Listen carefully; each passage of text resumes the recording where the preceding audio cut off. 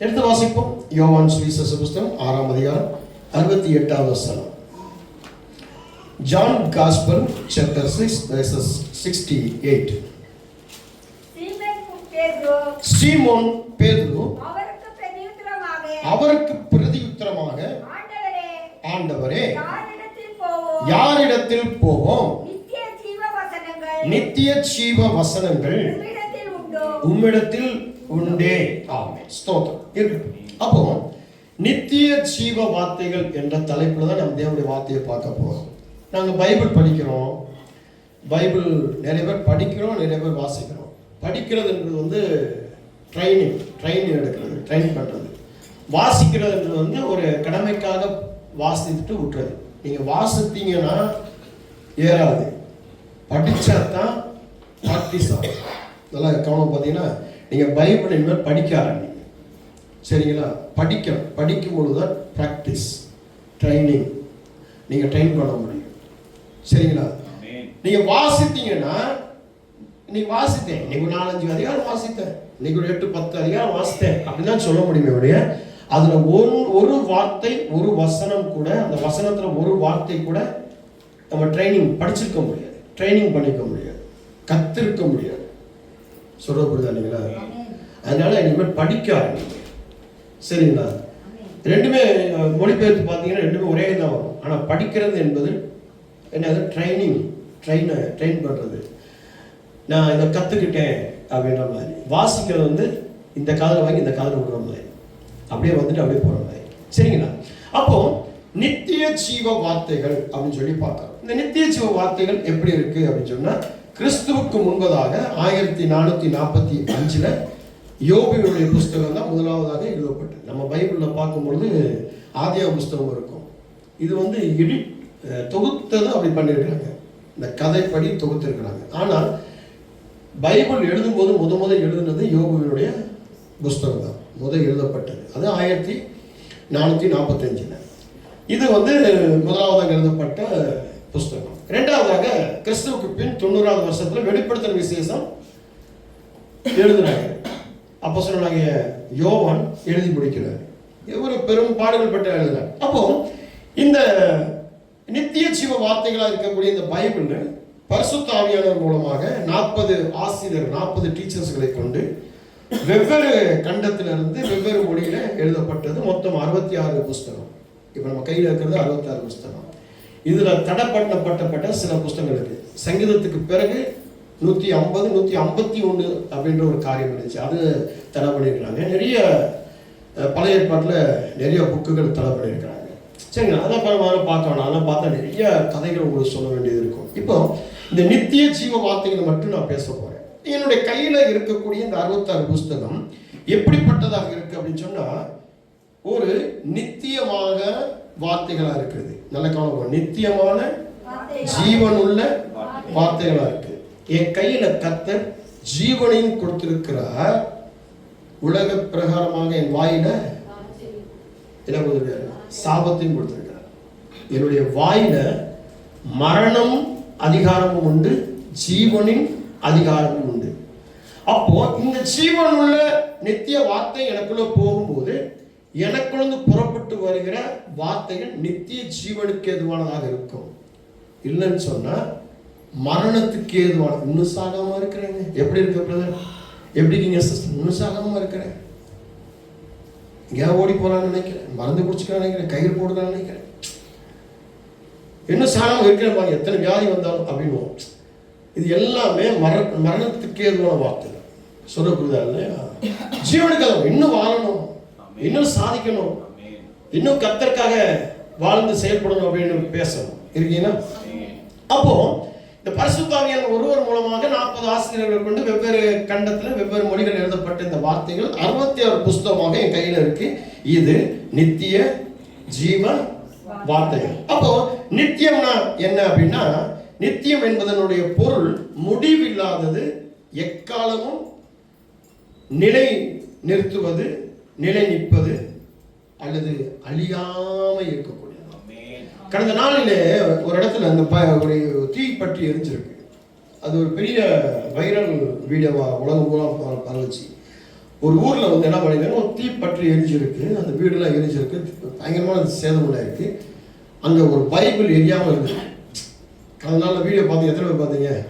ஆமாம். அப்போ நித்திய அழியாதது. நீங்க அழிக்கணும்னு நினைச்சா கூட அழியாது. உங்களுக்கு கூட அந்த ஒரு வார்த்தை போயிடுச்சு அப்படின்னா, நீங்க நம்பாமல் ஆவிசுவாசப்பட்டு இந்த வார்த்தை நமக்கு எங்க நிறைவேற போகுது அப்படின்னாலும், நீங்க சொன்னாலும், மாம்ச ரீதியாக நீங்க சொன்னாலும், ஆவியின் ரீதியாக அதை ஸ்தாபித்து கொடுக்கக்கூடியவர் என்னுடைய ஆண்டவர். அவர் ஜீவன் உள்ள தேவன். இருக்கீங்களா? அப்போ இந்த வார்த்தைகள் எப்படி இருக்கும்னா, காலத்தை கடந்து அல்லது எப்போதும் ஒரே நிலையில் இருக்கும். மனுஷன் ஒவ்வொரு மாதிரி மாறுவான், மனுஷி ஒவ்வொரு மாதிரி மாறுவாங்க. காசு இருந்தா, வேலை இருந்தா, ஆளுங்க இருந்தா, இங்கே ஒன்று பேசுவாங்க, அங்கே ஒன்று பேசுவாங்க, இங்கே ஒன்று நடிப்பாங்க, அங்கே ஒன்று நடிப்பாங்க. அப்படிதானே? ஏன்னா எனக்கு வந்து நிறைய பேரை நான் பார்த்துட்டு வந்தேன், நிறைய நடிகைகள்லாம் பார்த்துட்டு வந்திருக்கேன்.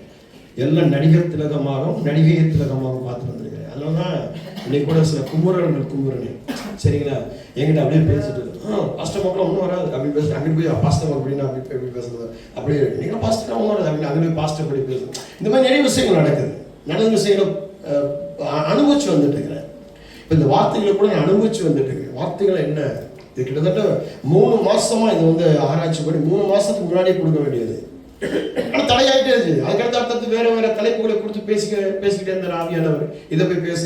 நான் கூட சொன்னேன், 2-3 வாரம் சொன்னேன், என்னன்னு தெரியல தடையாகிட்டே இருக்கு அப்படின்னு. இந்த ஒரு வாரம் நான் திருப்பி சொன்னேன், இதை போய் இப்போ போய் பேசு அப்படின்னு. அப்படிதான் பேசிட்டு இருக்கிறேன். அப்போ இப்படி அழியாமல் மாறாமல் நிற்கக்கூடிய ஒரு வார்த்தை தான் நம்முடைய ஆண்டவர் நமக்கு கொடுக்கப்பட்ட ஆவியானவர் கொடுக்கணும். அதனால இதை படிக்கிறதுக்கு சோம்பேறித்தனப்படக்கூடாது, இதை தூக்குறதுக்கு வெட்கப்படக்கூடாது. இதை நீங்க இன்னைக்கு தூக்குறீங்கன்னா நாளைக்கு இது உங்களை தூக்கும். நான் 1975 இந்த பைபிளை தூக்குனேன். எங்க அம்மா எனக்கு ஒரு பைபிள் வாங்கி கொடுத்தாங்க. அந்த பைபிளை தூக்குனேன். 80 என் சொந்த காசுல ஒரு பைபிள் வாங்கினேன். முத 40 ரூபா கொடுத்து சொந்த காசுல ஒரு பைபிள் வாங்கினேன். எப்போ எங்க அப்பா அம்மா தான் வாங்கி கொடுப்பாங்க. முத 1980 நான் சொந்த காசு, நான் உழைச்சி சம்பாதிச்சு ஒரு பைபிள் வாங்கினேன். அப்பாடா, அந்த 40 ரூபா, அப்போ 40 ரூபாய் எனக்கு பெருசாக தெரியும், பயங்கரமாக தெரியும். இன்னைக்கு 40 ரூபானா உங்களுக்கு ஜிஜிபியாக இருக்கும். அதுதானே, சரி 40 ரூபாயா இவ்வளோதானா, 40 ரூபா அப்போ சேர்த்து வைக்கிறதுக்கே பயங்கரம். அதை சம்பாரிச்சு அதை வாங்கி. அப்போ அந்த வார்த்தை அதுக்கு பிறகு கலரான பைபிள், வேற வேற லாங்குவேஜில் வேற வேற அர்த்தங்கள்ல டிரான்ஸ்லேட் பண்ணக்கூடிய அப்படி பைபிள் வாங்கி பைபிளாக சேர்த்தேன். இன்னைக்கெல்லாம் என் வீட்டுக்கு வந்து பார்த்தீங்கன்னா அவ்வளோ பைபிள் இருக்கும். கிரீக்கில் இருக்கும், இங்கிலீஷ் பைபிள்லேயே பலவிதமாக வச்சுப்பேன். ஆங்கிலோ இந்தியன் வேறு இருக்கும், அமெரிக்கன் இந்தியன் இருக்கும், லண்டன் இது இருக்கும், ஃப்ரெஞ்சு மூலமாக இருக்கும். ஆனால் எதுவுமே சிலது படிக்க தெரியாது எனக்கு, ஆனால் டிரான்ஸ்லேட் பண்ணுவேன் இந்த வார்த்தைகளை வச்சு. அப்போ வந்து எனக்கு கூகுள் கிடையாது, இது வரைக்கும் நான் கூகுளில் எதுவுமே தேடுனது கிடையாது, இது வரைக்கும் தேட மாட்டேன். ஆனால் புக்குகளை சப்போர்ட் பண்ணி தான் நான் பிஹெச்டி 2 PhD பண்ணும்போது கூட புக்குகளை எடுத்து தான், புக்குகளை ஆராய்ச்சி பண்ணி தான் எழுதுனேன். அப்படி தான் எழுதுனேன். ஏன்னா இந்த வார்த்தைகள் ஜீவன் உள்ள வார்த்தைகள். இந்த வார்த்தைகளுக்கு ஒவ்வொரு கோர்வை இருக்கும், ஒவ்வொரு சேர்ப்புகள் இருக்கும், அதாவது ஒவ்வொரு லிங்குகள் இருக்கும். ஒவ்வொன்றுக்கு ஒன்று இணைஞ்சு ஜோடித்திராமல் இராதுன்னு வேதம் சொல்லுது. ஒன்று ஜோடி இல்லாமல் இருக்காது. அப்படி இருக்கும். நீங்கள் உள்ளே போயிட்டீங்க அப்படின்னா, பைபிள் படிக்க ஆசைப்பட்டுட்டீங்க அப்படின்னா, ஒரு நாளைக்கு முதல் 3 வருஷம் வாசிங்க. 3 வருஷம் வாசிக்கிட்டே இருங்க. டக்குன்னு 5 வருஷம் மாறும், 8 வருஷம் மாறும், 10 வருஷம் மாறும். நீங்களே உங்களை அறியாமல் 4 சாப்டர் 5 சாப்டர் படிக்க ஆரம்பிச்சிருவீங்க. அவ்வளோ அழகான வார்த்தைகள். இதை எவ்வளோக்கு நீங்கள் புறந்தள்ளுறீங்களோ அவ்வளோக்கு எவ்வளோ நீங்கள் பலவீனப்பட்டுக்கிட்டே இருப்பீங்க. அப்போ இதை படித்த பலவீனம் வரும், இதை படித்தாலும் பலவீனம் வரும். ஆனால் அந்த பலவீனத்தை நீங்க என்ன பண்ண, பலத்தால் இடைக்கட்ட முடியும், கிருபையினால வார்த்தையெல்லாம் இடைக்கட்ட முடியும். ஆனால் இதை படிக்காம பலவீனப்படும்போது எந்திரிக்க முடியாது. சொல்றது இல்லையா? நீங்க நினைப்பீங்க, பாஸ்ட் அப்புறம் உங்களுக்கு நோய் வரத்தானே சரி, எனக்கும் நோய் வரும், எனக்கு ஹார்ட் அட்டாக் வரும், எனக்கு ஹார்ட் அட்டாக் எல்லாமே வரத வந்துட்டு இருக்கு, செயல்படுது, மாதம் முடிச்சுட்டு இருக்கிறோம். ஆனால் எங்களுக்குள்ள எழுந்து நிற்க முடியும். உலகப்புறம் இது இல்லாத இருக்கிறவங்க எழுந்து நிற்க முடியாது. சொல்ல போறீங்களா? இவ்வளவுதான் விஷயம். இப்போ வழிகள் வேற மாறுது. அப்போ நித்திய ஜீவ வசனங்களை வச்சு பார்த்தோம். இப்போ சீமோன் பேதுருகிட்ட போய் போய் கேட்கிறாரு. யார்கிட்ட போய் கேட்கிறாரு? ஏசப்பாட்ட போய் கேட்கிறாரு, யாரிடத்தில் போவோம், நித்திய ஜீவ வசனங்கள் உங்களிடத்தில் உண்டு. ஏன் இந்த வார்த்தையை சீமோன் பேதுரு போய் இயேசு கிறிஸ்து பேசுறாங்கன்னா, இயேசு கிறிஸ்து வந்து ஒரு ரொம்ப வேதனையோட துக்கத்தோடு இருக்கிறார். எப்படி இருக்கிறாருன்னா, இயேசு கிறிஸ்துடைய போதனைகளை கேட்குறாங்க, பல பேர் கேட்குறாங்க. பல பேர் கேட்டு முடிச்சுட்டு என்ன பண்ணுறாங்க, அப்படியே இயேசுவை விட்டு விலகி போகிறாங்க. சொல்லுவது இல்லையா, இயேசு கிறிஸ்துவை விட்டு இயேசு போதனை பண்ணுறாரு. சாப்பிடாம கொள்ளாமல், தூங்காமல் கொள்ளாமல், நிற்க இடமும் உட்கார இடம் இல்லாமல், படுக்க இடம் இல்லாமல், சாப்பாடு தண்ணி வேணும் இல்லாமல் நடந்து போய் போதனை பண்ணுறாரு. போதனையை கேட்டு முடிஞ்சு எல்லாம் நழுவி போகிறாங்க. அப்படியே அவர் இடிஞ்சு சோர்ந்து போய் உட்காரு. அப்போதான் பேசுகிறாரு, இவங்க எல்லாருமே இப்படி போகிறாங்களே அப்படின்னு சொல்லும்போது தான் அப்போ பேதுரு சொல்கிறார். என்ன சொல்கிறாருன்னா, சீமோன் பேதுரு சொல்கிறார், நித்திய ஜீவனுக்குரிய வசனம் ஓன்ட்டு தான் இருக்கு. அவங்க போனாலும் திருப்பி உங்ககிட்ட தான் வருவாங்க. இருக்கீங்களா? பேதுரு சொல்கிறார், சீமோன் பேதுரு சொல்கிறார், நித்திய ஜீவனுக்குரிய வசனம் வார்த்தை உங்ககிட்ட தான் இருக்கு. நீங்க கவலைப்படாதீங்க. உங்க போதனை கேட்டு அவங்க போனாலும் அவங்க மறுபடி உங்ககிட்ட தான் வருவாங்க. இந்த சபையை விட்டு போனாலும் ஆண்டவருடைய வார்த்தைக்குள்ள வருவாங்க. என்னை விட்டு நான் எவ்வளவு போதிச்சு எவ்வளவு ஆலோசனை கொடுத்தாலும் என்னை விட்டு நீங்க போனாலும் அவங்க எப்படி ஆண்டவர்கிட்ட வந்துதான் இருக்கீங்களா? இந்த ஒரு நோக்கத்துல தான் இந்த ஊழியம் நடந்துகிட்டு இருக்கு. அப்போ இயேசு கிறிஸ்து சொன்ன உடனே இயேசு கிறிஸ்து அங்க என்ன பண்றாரு, அவர்கள் வேறு எங்கும் போக மாட்டாங்க அப்படின்னு சொல்லி உறுதியா பேதுரு அவங்களுக்கு வந்து ஒரு காரியத்தை சொல்றாரு. உறுதியா சொல்றாரு, அவங்க எங்கேயுமே போக மாட்டாங்க. ஒரு நம்பிக்கை, விசுவாசம். உலக பிரகாரமான காரியங்கள் அவங்க இழுக்கப்பட்டு அவங்க ஆண்டவருடைய வார்த்தை விட்டு தூரமா போனாலும் ஒரு காலம் வரும், இயேசுவை அறிந்து கொள்வார்கள். இயேசு வரும் பொழுது அந்த ரகசிய வருகையில் சபை எடுத்துக்கொள்ளப்படும் போது எடுத்துக்கொள்ளப்படுவார்கள். அந்த 1000 ஆண்டு உபத்திரவ காலத்துக்கு முன்பதாக, அந்தி கிறிஸ்துடைய ஆட்சிக்கு முன்பதாக எடுத்துக்கொள்ளப்பட்டு அவர்களும் நித்திய ஜீவ வசனத்துக்குள்ள இருப்பார்கள், நித்தியத்துக்குள்ள இருப்பார்கள் என்ற ஒரு நம்பிக்கையை பேதுரு கூட சொல்றாரு. அதை வச்சுதான் நாங்க இன்னைக்கு என்ன பண்ணிட்டு இருக்கிறோம். சபை உடைஞ்சாலும் பரவாயில்ல, ஆத்மா வரலனாலும் பரவாயில்ல, யாரு என்ன சொன்னாலும் பரவாயில்ல, சொந்தம் பந்தம் உற்றார்கள் உறவினர்கள், அண்ணன் தம்பி அக்கா தங்கச்சி மாமன் மச்சான் விசுவாசி, எப்படிப்பட்ட விசுவாசி நம்ம கொடுத்தவங்க யாருனாலும் என்ன பண்ணாலும் போய் யாருக்கு போய் நின்னாலும் யாரு வரலாம் பரவாயில்ல, அவங்கள்ட்ட வந்து நிற்பாங்க. ஏன் கடமையை நான் செய்கிறேன். இருக்கீங்களா? இப்போ இந்த காரியங்களை குறித்து நம்ம பார்க்க போறோம். ஒரு சில காரியம் இன்னைக்கு ஒரே ஒரு காரியம் பார்ப்போம். யோவான் 5ஆம் அதிகாரம் 39ஆம் வசனம். யோவான் 5ஆம் அதிகாரம் 39ஆம் வசனம். அவர் எனக்கு சரி தந்தவைகளில் ஒன்றையும் நான் இழந்து போகாமல் சரி கடைசி நாளில் அவைகளை எழுப்புவதே என்னை அனுப்பின பிதாவின் சித்தமாய் இருக்கிறது. ஆமென். ஸ்தோத்திரம். ஆமென். இந்த இடத்துல பார்க்கும் பொழுது என்ன காரியங்கள் பார்க்கணும். நித்திய ஜீவ சாட்சி உள்ள வார்த்தை. எழுது வாசிங்க. யோவான் 5ஆம் அதிகாரம் 39. தப்பா படிச்சீங்க. வேத வாக்கியங்களை ஆராய்ந்து பாருங்கள், சரி, அவைகளால் உங்களுக்கு நித்திய ஜீவன் உண்டென்று எண்ணுகிறீர்களே, என்னை குறித்து சாட்சி கொடுக்கிறவைகளும் அவைகளே. நித்திய சாட்சி, நித்திய ஜீவ சாட்சி உள்ள வார்த்தை. முதலாவது இப்ப நம்ம நித்திய ஜீவ வார்த்தை படிச்சிட்டோம், பார்க்கிறோம்ல, ஹெட்டிங் பார்க்கிறோம்ல, தலைப்பு பார்க்கிறோம்ல. இதுல ஒவ்வொரு பகுதியை பார்க்க போறோம். முதல் பகுதி நித்திய ஜீவ சாட்சி உள்ள வார்த்தை. இந்த வார்த்தை என்னுடைய வாழ்க்கையில என்ன கொண்டு வரப்போகுது. வேத வாக்கியங்களை ஆராய்ந்து பாருங்கள், அவைகளால் உங்களுக்கு நித்திய ஜீவன் உண்டு என்று எண்ணுகிறீர்களே, என்னை குறித்து சாட்சி கொடுக்கிறவைகளும் அவைகளே. அப்போ இந்த நித்திய ஜீவ சாட்சி உள்ள வார்த்தையாக இந்த வார்த்தை இருக்கு.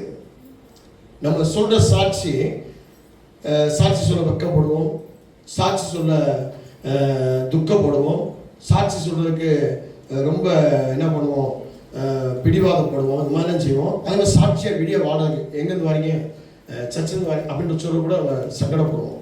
எங்கே சர்ச்சிலேருந்து சொல்லிட்டோம்னா அங்கே வேற மாதிரி நினச்சிருவாங்களே, வெக்கப்படும். சபைக்கு போகிறோம், சாட்சி பெந்தகோஸ்து சபைக்கு போகிறோம்னா வெக்கப்படுறாங்க. அது ஒரு பெரிய சபையை சொல்லணும், ஒரு பயங்கரமான ஒரு கட்டடத்தை சொல்லணும், ஒரு பெரிய பாஸ்டர் சொல்லணும், ஒரு நேமான ஒரு பாஸ்டர், ஒரு பிராண்டடான ஒரு சர்ச்சு. அப்படி சொல்லும் போது தான் ஒரு டயாசஸ், அப்படி சொல்லும் போது தான் ஒரு கெத்தாக சொல்லுவாங்க. அதனால் இந்த டயாசஸை சேர்ந்தவங்க இந்த பாஸ்டர்கிட்ட இருக்கிறோம் அப்படின்னு. இந்த சின்ன சபையிலேருந்து வரோம், சின்ன ஊழியக்காரந்து வரோம் அப்படின்னும் போது வெட்கப்படுவோம். நிறையா பேர் சபையை குறித்து எங்கே போய் சும்மா இப்போ வெளியே போயிட்டு இருப்பாங்க.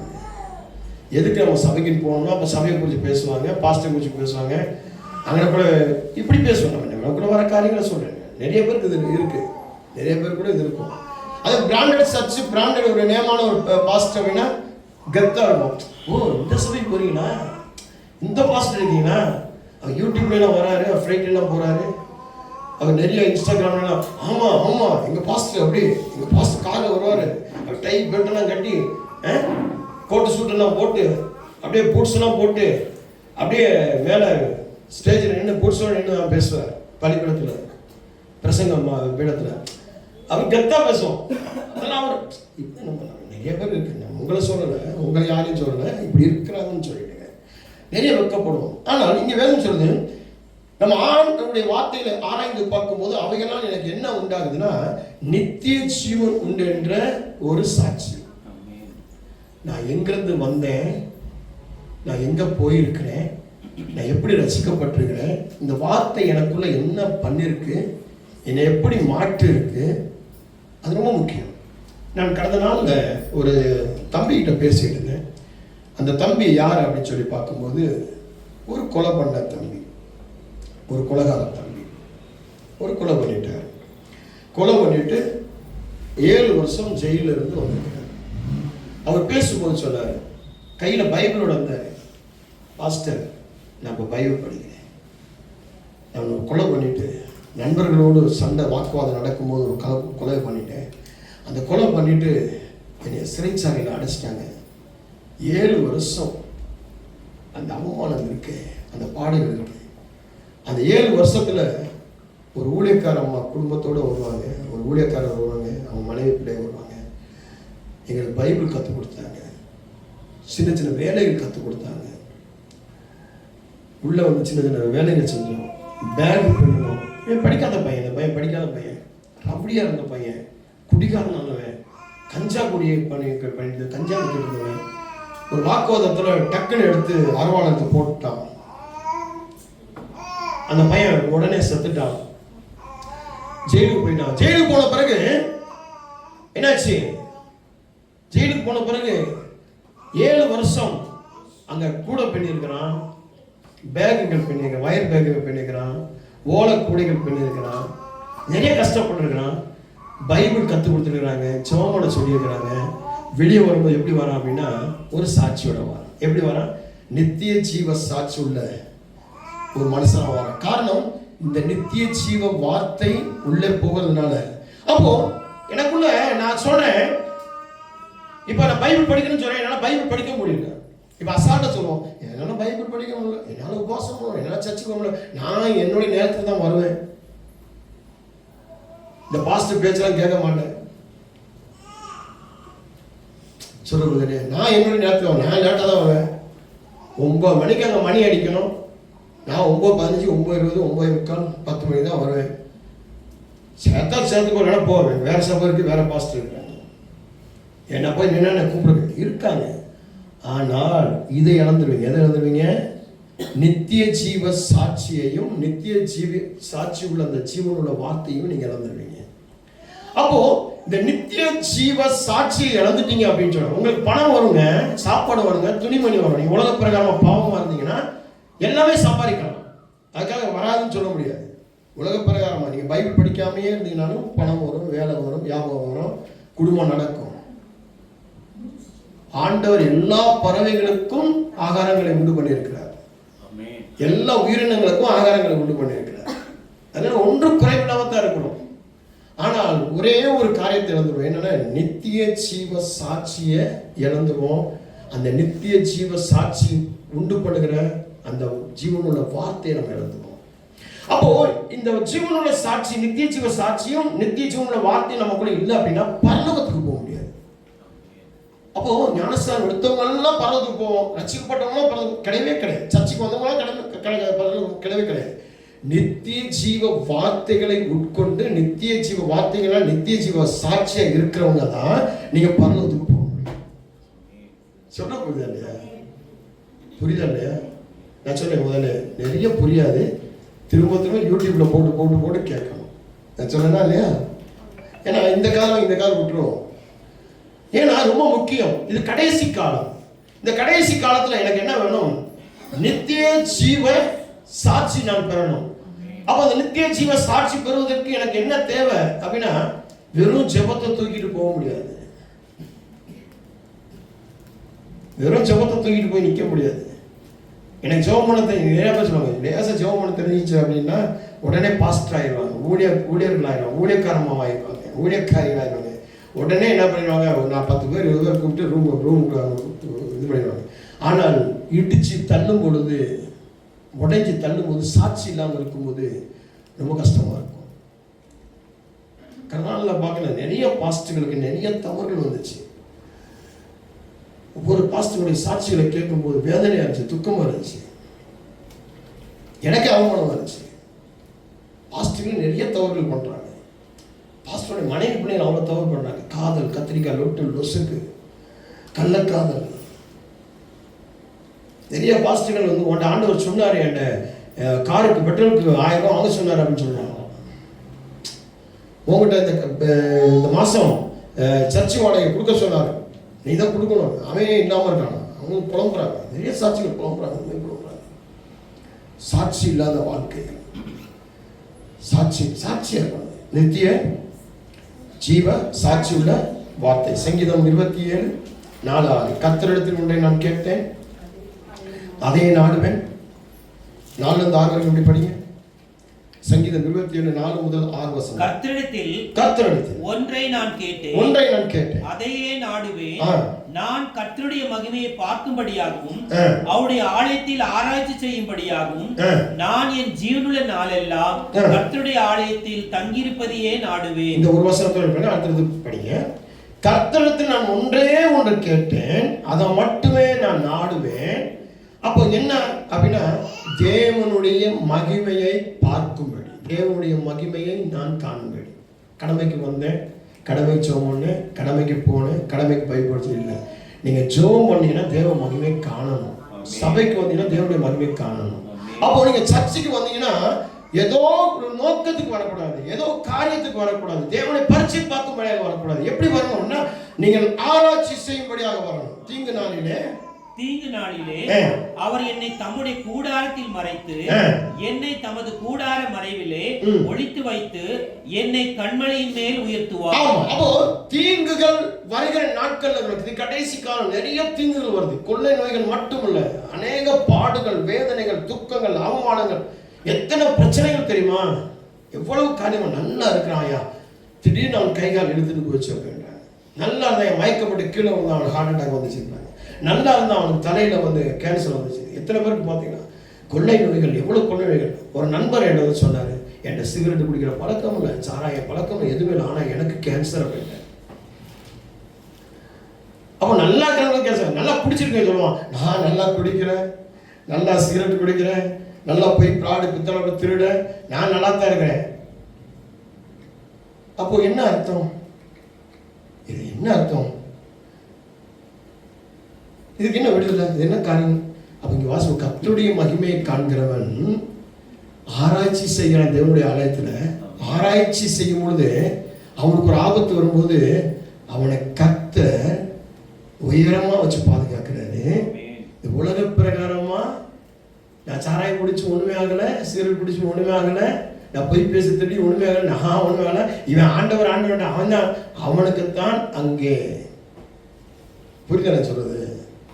அப்போ நித்திய ஜீவ வார்த்தை, சாட்சி உள்ள வார்த்தை எனக்குள்ள இறங்கும் போது நானும் சாட்சியாக மாறுகிறேன். அந்த மகிமையை காண்பதுடன் ஆராய்ச்சி பண்ணதுடன் நான் ஒரு மறைமுகமான ஒரு பாதுகாப்புக்குள்ள வரேன். கர்த்தர் எனக்கு தீங்கு வரும்போது என்னை உயர்த்துகிறார், என்னை கனப்படுத்துகிறார், என்னை பாதுகாத்துக்கிறார். இதான் விஷயமே. ஒரு செகண்ட் நம்ம எனக்கே நோய் வந்துருச்சு, அங்கே ஒரு பாதுகாப்பை கொடுத்துருக்கிறார் ஆண்டவர். அதை நீங்க கவனிச்சு பார்க்கணும். அதான் மகிமையை ஆராய்ந்து பார்க்கும்போது தொடர்ந்து வாசி. இப்பொழுது என் தலை என்னை சுற்றிலும் இருக்கிற என் சத்துருக்களுக்கு மேலாக உயர்த்தப்படும். அதன் நிமித்தம் அவருடைய கூடாரத்திலே நான் ஆனந்த பலிகளிட்டு கர்த்தரை பாடி அவரை கீர்த்தனம் பண்ணுவேன். இப்போ இந்த சத்துருக்களுக்கு முன்பதாக என்னை பேசுகிற, என்னை ஏசுகிற, எனக்கு விரோதமாய் போராடுகிற, யுத்தம் பண்ணுகிற இந்த சத்துருக்களுக்கு முன்பதாக என் தலையை என் தேவன் உயர்த்துகிறார். இதுதான் நித்திய ஜீவ சாட்சி உள்ள வார்த்தை. புரியுதா? எத்தனை இப்ப புரியுதா? நான் பைபிள் படிச்சேன் அப்படின்னா இந்த நித்திய ஜீவ சாட்சி உள்ள வார்த்தை எனக்குள்ள போகும்போது எனக்கு ஒரு மறைமுகமான பாதுகாப்பு. இல்லைன்னு சொன்னீங்கன்னா இந்த சத்துருக்கள் பண்ற பேச்சு இதெல்லாம் பார்த்தீங்கன்னா உங்களை வேதனைப்படுத்தணும். மாம்சத்தில் நினைக்கிறோம் ஏசு கிறிஸ்துவே வேதனைப்படுத்தின உலகம், ஏசு கிறிஸ்துவை காரியத்துக்குள்ள உலகம், அப்படின்னா இயேசுவே அசிங்கப்படுத்தின உலகம், இயேசு கிறிஸ்து மேலே அநேக காரியங்களை வாரி இறைத்த உலகம். அப்போ நீ நான் எப்படி போ? இயேசு கிறிஸ்துவே சொன்னாரு, எனக்கே இந்த பாடுகள்னா உனக்கு என்ன பாடுகளோ. விரிச்ச ஓடைக்கும் குருத்தோடைக்கும் ஒரு ஓம சொன்னார்ல, விரிச்ச ஓடைக்கே இந்த பாடுகள்னா குருத்தோடைக்கு. அப்போ அவருக்கே அந்த பாடல் நம்மளும் எப்படின்னா பாடல் வராமல் இருக்குமா? பாடல் வரும், வேதனைகள் வரும், துக்கம் வரும். ஆனால் அதுலேயும் நம்ம என்ன பண்ணணும்? நிற்கணும், ஸ்ட்ராங்காக நிற்கணும், போல்டாக நிற்கணும்.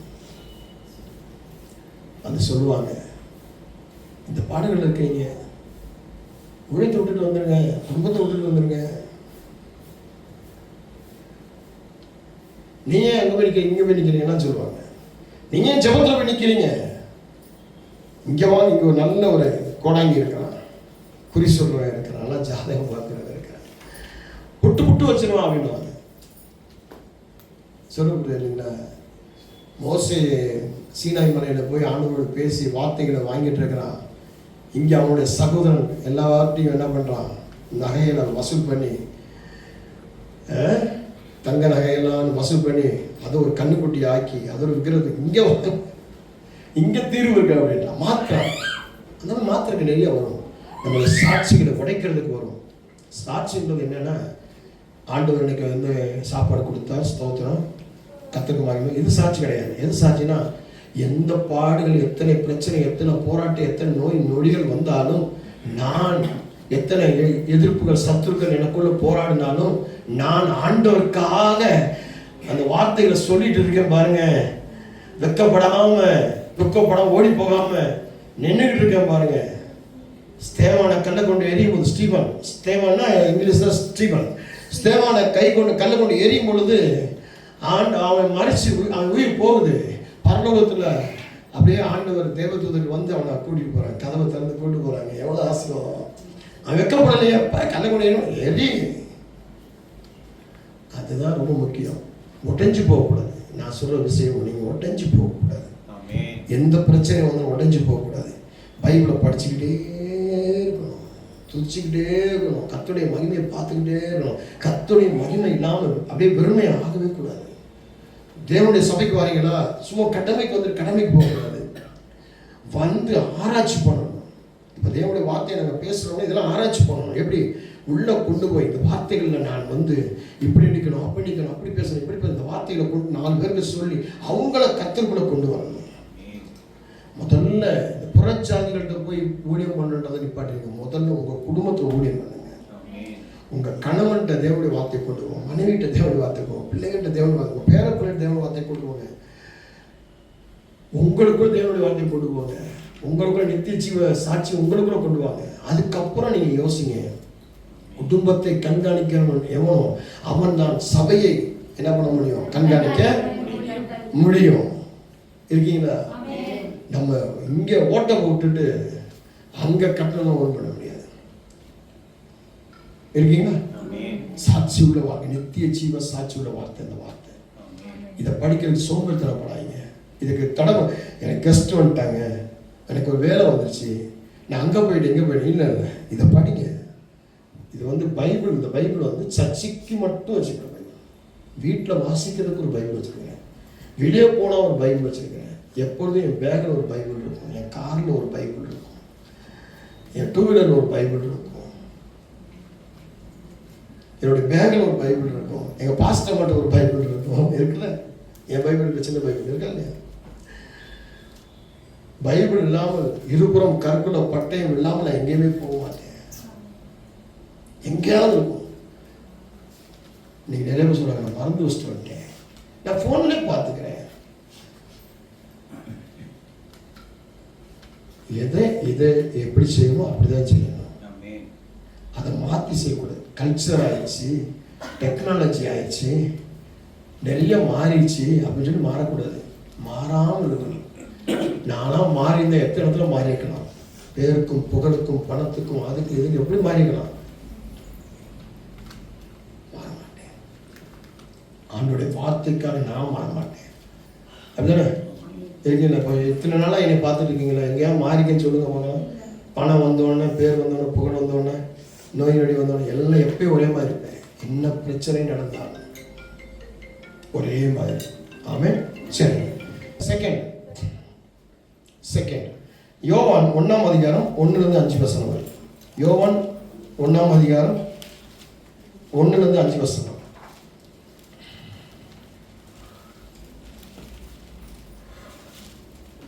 ஆதியிலே வார்த்தை இருந்தது, அந்த வார்த்தை தேவனிடத்தில் இருந்தது, அந்த வார்த்தை தேவனாய் இருந்தது. அவர் ஆதியிலே தேவனோடு இருந்தார். சகலமும் அவர் மூலமாய் உண்டாயிற்று. உண்டானதொன்றும் அவராலே அல்லாமல் உண்டாகவில்லை. அவருக்குள் ஜீவன் இருந்தது, அந்த ஜீவன் மனுஷருக்கு ஒளியாய் இருந்தது. அந்த ஒளி இருளிலே பிரகாசிக்கிறது, இருளானது அதை பற்றி கொள்ளவில்லை. முதல்ல நம்முடைய தலைப்பு நித்திய ஜீவ வார்த்தை. அதுல முதல் பகுதி நித்திய ஜீவ சாட்சி உள்ள வார்த்தை பார்த்தோம். இப்போ ரெண்டாவது ஜீவ ஒளியான வார்த்தை. அப்போ முதல் நித்திய ஜீவ வார்த்தையாக இருக்கு. நம்மளோட ஜீவன் உள்ள ஒரு நித்திய, எவ்வளவு பாடங்கள், வேதனை, துக்கங்களையும் அவமானங்களையும் நம்ம மறுபடியும் எழுந்து நிற்கக்கூடியதாக, சத்துருக்களுக்கு முன்பதாக பாதுகாக்கக்கூடியதாக, கண்மலை மேல நிறுத்தி நம்ம உயர்த்தக்கூடியதாக பார்த்தோம். அப்ப இங்க பார்க்கறது என்னன்னா, ஆதியிலே வார்த்தை இருந்தது. நான் சொன்னேன்ல, வார்த்தை, ஆண்டவருடைய வார்த்தை நிலை நிற்கக்கூடிய வார்த்தை, முடிவில்லாத வார்த்தை, நிலைநிறுத்தி இருக்கக்கூடிய வார்த்தை, சொன்ன அழியாத வார்த்தை. அப்போ ஆதியிலும் இருக்கு, முடிவில் இருக்கு. அந்த வார்த்தைக்கு அழிவே கிடையாது. வார்த்தை அழிந்து போவே கிடையாது. அப்போ ஆதியில வார்த்தை இருந்தது, அந்த வார்த்தை தேவனித்தது. வார்த்தை இருந்தது, அந்த வார்த்தை தேவனித்தது. அந்த வார்த்தை தேவனா இருந்தது. அது ஆண்டவருடைய வாயில, தேவனுடைய வாயில வார்த்தை இருந்தது, இயேசு கிறிஸ்துவாக மாறுறது. அப்படிதானே? அப்ப அந்த வார்த்தை மாறும்போது எப்படி ஆச்சு அப்படின்னு சொல்லி அப்படி பார்க்கும்பொழுது, அவருக்குள் ஜீவன் இருந்தது, அந்த ஜீவன் மனுஷருக்கு ஒளியா இருந்தது. அப்போ அந்த வார்த்தை இயேசு என்ற ஜீவனாக மாறுது. பிதாவினுடைய வாயில் இருந்த வார்த்தை, அவர் சொன்னார், என்னுடைய ஒரே குமாரனை என்ன பண்றேன், நான் உங்களுக்கு ஒப்பு கொடுக்கிறேன், அவர் உங்களை ரட்சிக்க, அவர் ஜீவனுக்கு கொடுத்து ரட்சிக்க அப்படின்னு தன்னுடைய ஒரே குமாரனை நமக்காக கொடுத்து நம்மளை ரட்சிக்க. அப்போ இந்த வார்த்தை, வாயிலிருந்து அந்த வார்த்தை இயேசுவாக ஜீவனாக மாறுது. புரியுதா? இப்போ யோவான் புஸ்தகத்தை நீங்க வாசிங்கன்னா தெரியும், ஒரு இடத்துல வாசிங்கன்னா தெரியும். எங்க வாசிக்கலாம்? அந்த வார்த்தை ஜீவனானது அப்படின்னு சொல்லி யோவான் 1ஆம் அதிகாரத்தில் எடுத்துக்கோங்க. அவர் உலகத்தில் இருந்தார், உலகம் அவர் மூலமாய் உண்டாயிற்று, உலகமும் அவரை அறிவில்லை. அவர் தமக்கு சொந்தமானதிலே வந்தார், அவருக்கு சொந்தமானவர்கள் அவர் ஏற்றுக்கொள்ளவில்லை. அவருடைய நாமத்தின் விசுவாசம் உள்ளவர்களாய் அவர் ஏற்றுக்கொண்டவர்கள் எத்தனை பேர்களும் அத்தனை பேர்களும் தேவனுடைய பிள்ளைகளாக அவருக்கு அதிகாரம் கொடுத்தார். அவர்கள் ரத்தத்தினாலாவது மாம்ச சித்தத்தினாலாவது புருஷனுடைய சித்தத்தினாலும் தேவனாலே அந்த வார்த்தை, இப்ப பாருங்க, அந்த வார்த்தை மாம்சமாகி கிருபையினாலும் சத்தியத்தினாலும் நிறைந்தவராய் நமக்குள்ளே வாசம் பண்ணினார். அவருடைய மகிமை கண்டோம், அது பிதாவுக்கு ஒரே பேரானவருடைய மகிமைக்கு ஏற்ற மகிமையாக. அப்போ தேவன் வாயில் அந்த வார்த்தை அது ஜீவனாக மாறுது, அது இயேசு என்ற ஜீவனாக மாறுது. இப்ப புரிஞ்சப்போ அந்த வார்த்தை மாம்சமானது.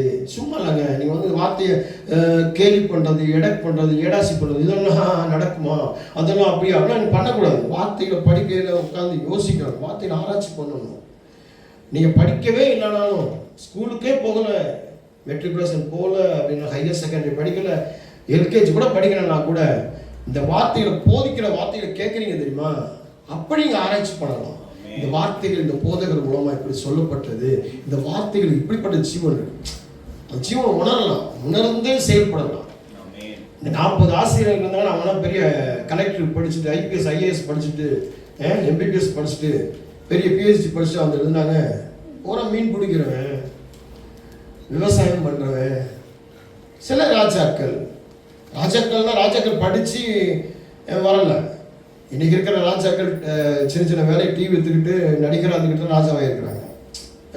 அவங்க படிச்சு எக்ஸாம் எழுதி 5 வருஷம் எழுதியா வந்தாங்க, CM ஆனவங்க, PM ஆனவங்க. சொல்லுங்க பார்க்கலாம், இருக்கீங்களா? அப்போ அன்னைக்கு ராஜாக்கள் போய் அந்த ராஜாக்கள் ஒரு அந்தஸ்து அவங்க குடும்ப பிறப்புல இருந்தாங்களுடைய. அப்போ வார்த்தைகள் அவங்களை அப்படி மாத்துச்சு. நம்ம சபைக்கு ஒரு அம்மா வருவாங்க, அவங்களுக்கு எழுத படிக்கவே தெரியாது. அந்த அம்மாவுக்கு எழுத படிக்கவே தெரியாது, ஸ்கூலுக்கே போகல. ஏன்னா அவங்க வாழ்நாட்கள் அவங்க பிள்ளைகள் தங்கச்சி தம்பிகளை படிக்க வைக்கிறதுக்கு அவங்களுக்கு நேரம் ஆச்சு. நம்ம சபைக்கு வந்த பிறகு எழுத்து கூடி பைபிள் படிக்க ஆரம்பிச்சாங்க. என்ன சிஸ்டர் தெரியுமா யாருன்னு? எழுத்து கூடி பைபிள் படிச்சாங்க. ஒரு தடவை சங்கீதம் படிக்கும்போது நான் படிக்கிற பாஸ்டர் அப்படின்னு சொல்லி படிச்சிட்டாங்க. ஒரு வார்த்தையா ஒரு எழுத்தா படிச்சேன் சிஸ்டர். அப்போ ஒரு நாள் இந்த 7 வார்த்தைகள் பேசும்போது கூட ஒரு வார்த்தை நீங்க பேசுங்க சிஸ்டர். ஐயோ எனக்கு எழுத படிக்கிறது, ஆண்டவர்கிட்ட கேளுங்க வந்து சாட்சி சொன்னாங்க. நான் ஆண்டவர்கிட்ட உட்காந்து உபவாசம் பண்ணேன். அந்த 7 வார்த்தையில் ஒரு வார்த்தை எனக்கு பாஸ்டர் கொடுத்தாரு. என்ன பேச தெரியாது, எங்கெங்க எதிர்க்குன்னு தெரியாது, ஆனா அதெல்லாம் எனக்கு சொல்லி கொடுத்தாரு அப்படின்னு. அப்படிப்பட்ட சாட்சி ஆண்டவர், அப்படிப்பட்டவர் நம்முடைய ஆண்டவர். எனக்கு தெரியாது, எனக்கு புரியாது, எனக்கு அர்த்தம் தெரியாது, நான் பைபிளை தொட மாட்டேன், எனக்கு வெக்கமா இருக்கு. இப்போ சர்ச்சுக்கு வரும்போது இந்த பைபிள் இன்னொருத்தண்ட கொடுத்து பைபிளை வச்சுக்கோ, அங்கே சர்ச்சில் என்னுடைய சேர்ல வச்சிரு, நான் உட்கார இடத்துல வச்சிரு, நான் எடுத்துக்கிறேன், திருப்பி அங்கேயே வச்சிடறேன், நீ எடுத்துட்டு வந்துடு. வெக்கப்படக்கூடாது. பைபிள் தூக்குறதுக்கு பைபிள் படிக்க வெக்கப்படக்கூடாது. ஏன்னா அந்த வார்த்தை ஜீவனுள்ள வார்த்தை. இங்க சொல்லுது அந்த வார்த்தை அவருக்குள் ஜீவன் இருந்தது, அந்த ஜீவன் மனுஷருக்கு ஒளியா இருந்தது, அந்த ஒளி இருளிலே பிரகாசிக்கிறது, இருளானது அதை பற்றிக்கொள்ள. ஆமா, நீங்க இந்த வார்த்தையை படிச்சுட்டீங்க அப்படின்னு சொன்னா ஜீவ ஒளியான அந்த வார்த்தை உங்களுக்குள்ள வந்துருச்சு அப்படின்னா நீங்க ஒளியாயிருங்க. திரும்பி உலகத்தில் உள்ள இருள் உங்களை தொடாது. சொல்லக்கூடிய இல்லையா? உலகத்தில் உள்ள இருள், பாவ இருள், சாப இருள், மீறுதல் இருள், அக்கிரமமான இருள், மரணத்தின் இருள், மரண பயத்தின் இருள் உங்களை அணுகாது. அப்படி அணுக என்ன அர்த்தம்? இந்த வார்த்தையை நீங்க விசுவாசிக்கல, இந்த வார்த்தையை நீங்க சரியா ஏற்றுக்கொள்ள, இந்த வார்த்தையை நீங்க பிடிக்கல, இந்த வார்த்தையை நம்பல, நீங்க வார்த்தையை சொல்லி ஜெபம் பண்ணணும். இந்த வார்த்தையை வச்சு பிசாசு விசுவாசிக்கலாம். பைபிள்ல நீங்க புதிய ஏற்பாட்டில் பார்த்தீங்கன்னா தெரியும், சாத்தான் இந்த வார்த்தைகளை விசுவாசிக்கிறான், இயேசுவை விசுவாசிக்கிறான். ஆனா நம்ம தான் விசுவாசிக்க மாட்டேங்கிறோம். எப்படிங்க நடக்கும், எப்படிங்க கிடைக்கும், என்ன வாக்கு தத்துவம் அப்படின்றோம், அசால்ட்டா சொல்றோம். இதை பிடிச்சிட்டீங்க அப்படின்னு சொன்னா மறிச்சாலும் பிழைத்து லாசருவே வெளியே வா அப்படின்னா அவன் அழுகி போன நிலையில இருந்தாலும் வெளியே வரணும். அப்படிப்பட்ட வார்த்தை என் இயேசுவின் வார்த்தை. சும்மா சாதாரணம் இல்லை. இப்படிலாம் உணர்ந்து ஆராய்ச்சி பண்ணி பார்த்து ருசித்து வர்றதுனால தான் உங்களை பேசிட்டு இருக்கிறோம். அதனால தான் உங்களை கண்டிக்கிறோம். சீக்கிரம் வந்துங்க சபைக்கு, சபையில் முக்கியமான பொறுப்பில் இருங்க, அதை செய்யுங்க, இதை செய்யுங்க. நிறைய பாடுகள் வரும், நிறைய வேதனை வரும், நிறைய துக்கங்கள் வரும், நிறைய அவமானம். ஆனால் நித்திய ஜீவனுள்ள வார்த்தையின் சாட்சியாக, 2வது ஜீவ ஒளியான வார்த்தையாக, ஒரு வெளிச்சமாக இருக்கணும். திரும்ப அந்த இருள் என்னை பற்றுக்கு, நான் ரட்சிக்கப்படுவதற்கு முன்பாக இருந்த இருள் இன்னைக்கு சொல்றாங்க, நீ பின்மாற்றம் ஆயிட்டேன், நான் மறுபடியும் சிகரெட் குடிக்க போயிட்டேன், தண்ணி அடிக்க போயிட்டேன், விக்கிரகாராதனைக்கு போயிட்டேன், இன்னைக்கு மறுபடியும் என் வாழ்க்கை இதாகி போச்சு, திருட போயிட்டேன், பொய் சொல்ல போயிட்டேன், சண்டை போட போயிட்டேன், கெட்டவாது. என்னையா ஞானஸ்தானம் எடுத்தவன், ரட்சிக்கப்பட்டவன், தேவ ஆலய தேவ சத்தியத்தை கேட்டவன் நீங்க பின்மாற்றம் அடைஞ்சிருக்கனா, அப்போ உங்க வார்த்தை உனக்குள்ள கிரியை செய்யல. வேதம் சொல்லுது அந்த வார்த்தை சகலமும் அவர் மூலமாய் உண்டாயிற்று, உண்டானது ஒன்றும் அவராலே அல்லாமல் உண்டாகவில்லை, அவருக்குள் ஜீவன் இருந்தது, அந்த ஜீவன் மனுஷருக்கு ஒளியாது, அந்த ஒளி இருளிலே பிரகாசிக்கிறது, இருளானது அதை பற்றிக்கொள்ள, இருளானது பற்றிக்கொள்ளவில்லை. அப்போ நீ சரியா ரட்சிக்கப்படல, சரியா ஞானஸ்நானம் எடுக்கல, சரியா சபைக்கு வரல, சரியா கீழ்ப்படியில, சரியா உணரல, ஆண்டவர் உணரல, உலக பிரகாரமான பொருளாசை, உலக பிரகாரமான காரியம், இச்சைகள், அதுல நீங்க எங்க விழுந்து போயிட்ட. அதனாலதான் உனக்குள்ள அந்த இருளை வர தடை பண்ணல. சொல்ல முடியாது இல்லைங்களா? ஒளியா மாறணும். நித்திய ஜீவ சாட்சியோட வார்த்தை முதல்ல, ரெண்டாவது நித்திய ஜீவ சாட்சியோட வார்த்தை, ரெண்டாவது ஜீவ ஒளியான வார்த்தை. அப்போ இந்த வார்த்தைகள் உங்களுக்கு சாட்சியும் ஜீவனமாக எந்திரிச்சு கட்டணும், எழும்பி கட்டணும், ஆண்டவர் மேல கட்டப்படணும்.